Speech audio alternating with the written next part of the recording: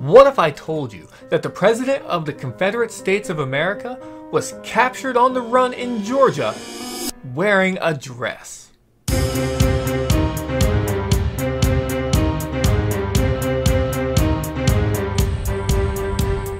How's it going?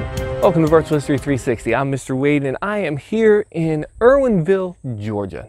Why am I here? Well, if you figured it out from my thumbnail or from my introduction, this is something to do with Civil War history, obviously. It's something to do with Jefferson Davis.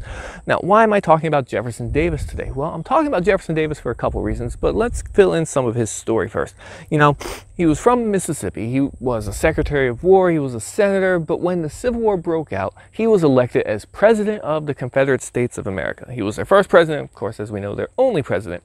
And, well, the Civil War is a whole other story, but what I want to talk about is the end. Now, the capital of the Confederacy was in Richmond, Virginia. If you go back, and I'm going to see if I can't put a tag, but I did a live stream there in December of 2018, depending on when you're watching this video. Back in December, we took a tour of the Confederate White House, Jefferson Davis's home and office during the Civil War, and learned about him there, but that's, you know, one spot.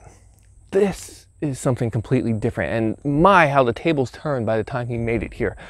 Now, let me tell you a little bit about it. You see, when Petersburg fell, or right before Petersburg fell, Robert E. Lee sent message to Jefferson Davis saying he couldn't hold. And Petersburg was the last, defense of Richmond, the Confederate capital. Petersburg falls, the Union Army marches in. Jefferson Davis realizes this, and he takes him and his cabinet. He'd already sent his wife away, but he takes him and his cabinet, and they flee. They work their way south. They end up in Danville, Virginia. They have their final cabinet meeting there, effectively. They have another war council later, but they realize that with Richmond falling, they have to get away. He decides that he wants to move to the south and to the west. He wants to cross the Mississippi and try to get to Texas.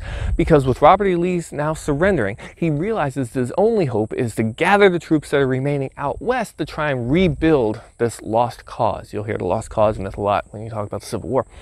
Well, he has to move south, but here's the problem. There's mountains, the Appalachian Mountains, so he's deciding to follow a southwest pattern, and try to go south. So he works his way, to North Carolina, South Carolina, works his way into Georgia. Now, the problem is Georgia was actually controlled by the Union. Remember, Sherman's March to the Sea, right? Well, it was very dangerous, so he had to be very careful. So he says, well, I can't go, southwest like I want to just because it's not safe. So what if I head south to Florida? Well, he works his way south and he makes it here to Irwinville. Now, unbeknownst to him, the Union cavalry was really close. They were much closer than he probably anticipated. They got held up because there was a storm and they couldn't cross a river, so they got delayed. But the Union Army caught up to him. Now, not just one Union Army or one unit, there was actually two cavalry divisions that were following him. One from Michigan, one from Wisconsin. Well, Jefferson Davis ends up here in Irwinville, which is a small little town. It's a small town today in 2019. Back in 1865, it was even smaller.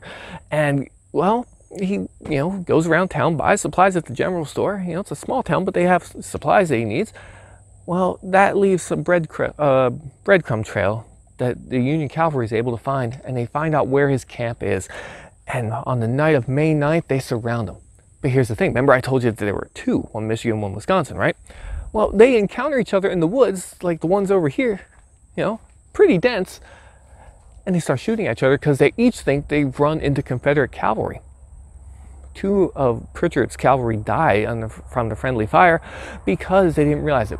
But when they finally did, they realized that they were both Union, moved in on the camp, and captured Jefferson Davis. It actually took place at this very spot. If you look behind me here, they have a monument to this. How do we know it's the actual spot? Because this is a small town. It's laid out the same way it was, and we have records that show you that this was the spot. Now, the story of the capture itself is pretty interesting because guess what? Depending on who you ask, you're going to hear different stories. If you ask Jefferson Davis, he wrote down that he was wearing his wife's little black shawl, which is like a blanket, right? Just to keep him warm at night.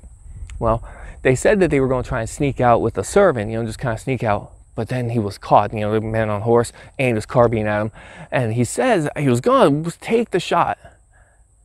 But his wife, Verena, dove in front the last possible second, and he got mad at her because he said, and this is what his own words, he says, if he missed his shot, I was going to dehorse him and use that horse to escape. Now, do you think he could have dehorsed him? First of all, do you think the guy was going to miss the shot from close range with a rifle? Probably not. But if he did. Jefferson Davis was going to knock him off his horse and flee? Probably unlikely. But that's one story. If you go up north, they tell you a completely different story. You see, it wasn't just a shawl. The Northerners say that he was actually wearing a full woman's dress. Dressed in women's clothes, they were going to sneak him out. They said that when he was caught or found, that Verena actually said, "This is my poor old mother. We need to get her away from all this rabble."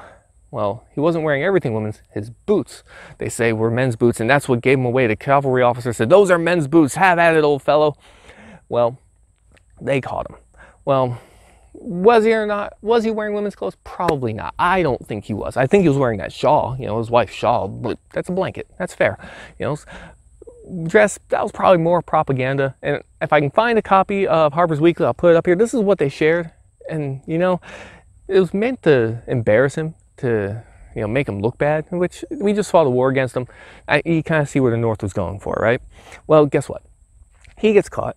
They send him up to Fortress Monroe up by DC, and he's there for 2 years, never on trial. They indicted him for treason and murdering Union soldiers, but they never put him on trial because they were afraid that he'd be able to prove that, you know, seceding was legal. You know, that was the big question, right? You know, Lincoln dealt with that a lot. So what happens?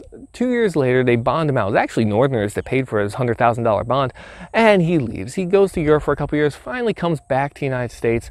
He, you know, tries to run a couple businesses. They fail. He then retires to Mississippi, and you know, you can go to his house. It's near Biloxi. It's a nice trip. Hopefully, I'll make a video one day of that. But yeah, he dies in 1889, and that's pretty much the end of his story. But really, where does his Civil War story end? Right here at this very spot.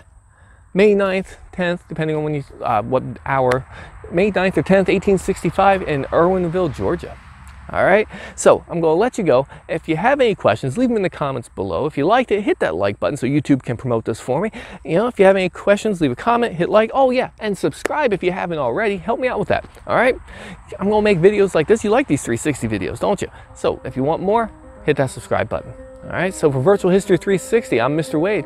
See you next time.